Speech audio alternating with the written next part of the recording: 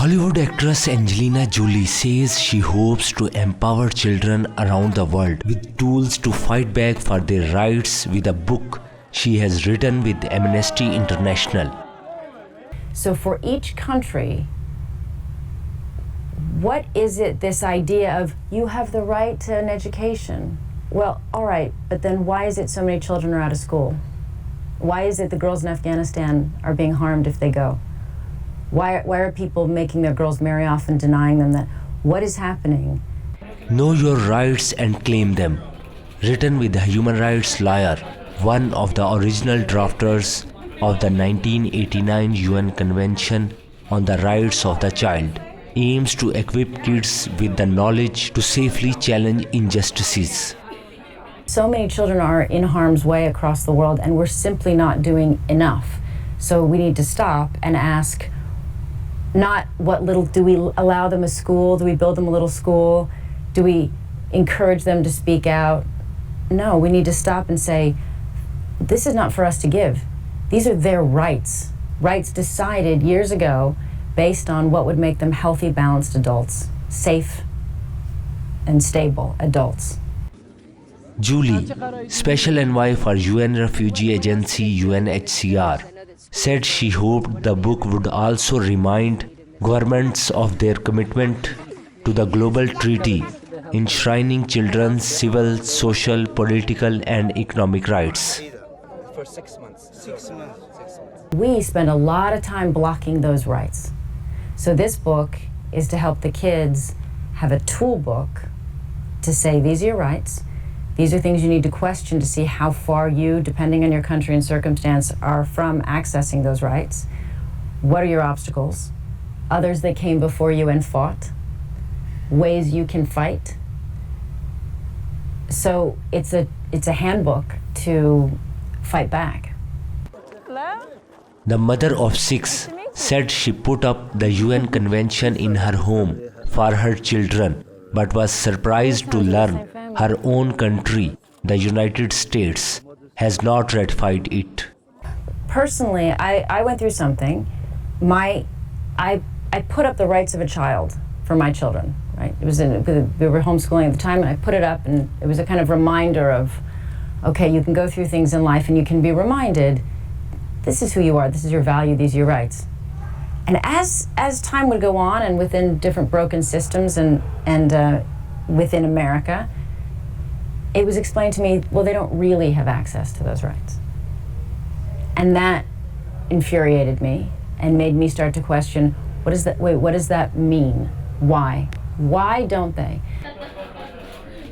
The book addresses identity, justice, education, and protecting from harm, among other issues. It provides guidance on becoming an activist, being safe, and a glossary of terms and organizations. Well, it's interesting. I think we're going to find that some adults in some countries are going to block the book, and the children will find it. So I think that's how it's going to reach more children. I don't have faith in all of the governments and publishers and parents finding it and giving it to their children and saying, this is yours. I think some adults will not want children to see it. I think the children will make each other aware of it, and they might even be a part of translating it and getting it to each other. The book is peppered with examples of powerful young voices from around the world, including Nobel Peace Prize winner Malala Yousafzai, climate activist Greta Thunberg, and 15-year-old Palestinian journalist Jana Jihad. I was trying to show the world what Palestinian children face on a daily basis. Jihad, who lives in the village of Nabi Saleh in the Israeli-occupied West Bank, told Julie and other young activists in a video call where they discussed their campaign work.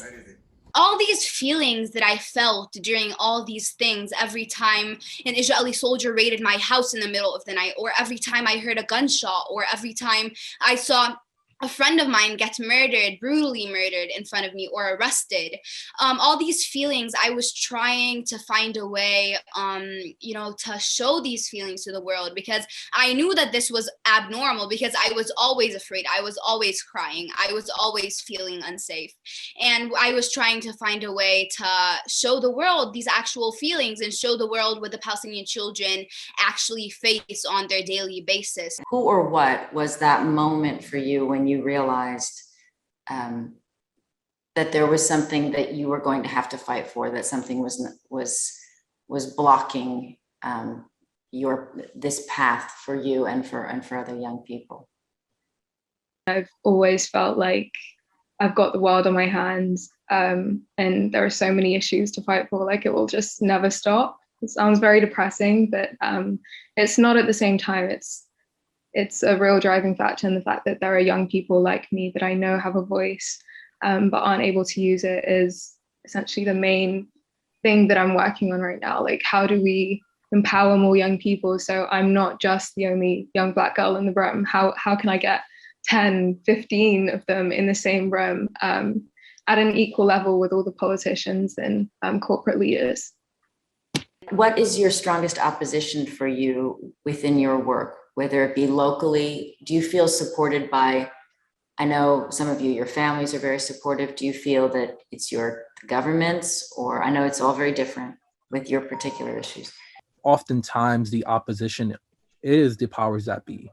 These elected leaders that go into Congress and go into so many different positions across the states and act as representatives of the people, but truly just lean into the special interest that funds their terrible work while they're in office, that allows them to continue to be complacent and complicit in the violent acts that happen in America. It's really important to band together with other young people. That's where I get my comfort from. That's where I get my support from. My community, that's the most important thing to me. And yeah, I think that's the way that we'd ever be able to make change. That's the only way, in my opinion. Speaking about the things that we have to struggle with makes them more visible, and making that visible, you can achieve a change and encourage others to do it with you. And not only here in Argentina, even in a global level. So I think, for example, this experience is incredible, and that could encourage even only one person, but that person would know something that others not, and can claim about the rights and the situation that that person, for example, is struggling with. The book is out in Britain on Thursday and for pre-orders in other countries, with the aim of worldwide publication.